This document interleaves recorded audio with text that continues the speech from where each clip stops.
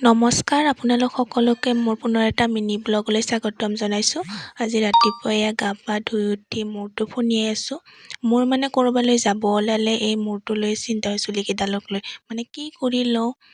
আৰু বাইকত বা স্কুটিত গ'লেতো মানে জানেই একেবাৰে উৰি উৰি চুলি খচাৰ অৱস্থা নোহোৱা হয়। আৰু ইফালে লিপষ্টিকো লগাই আছোঁ, একদম মানে আজি ছোৱালী হৈয়ে যাম আৰু ফ্ৰক চ্ৰক পিন্ধি ওলাইছোঁ।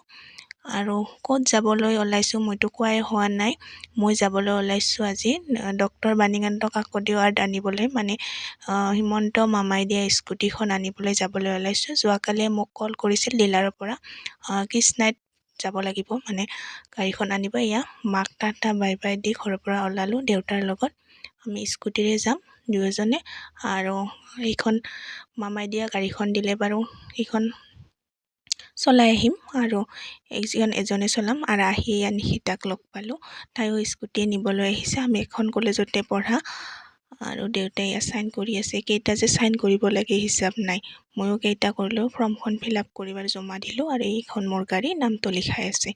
আৰু এইফালে ফাইনেলি মামাই দিয়া গাড়ীখন লৈ ঘৰ আহি পালোঁ, প্ৰায় 1.5 ঘণ্টা বা ডিলাৰৰ পৰা আমাৰ ঘৰলৈ।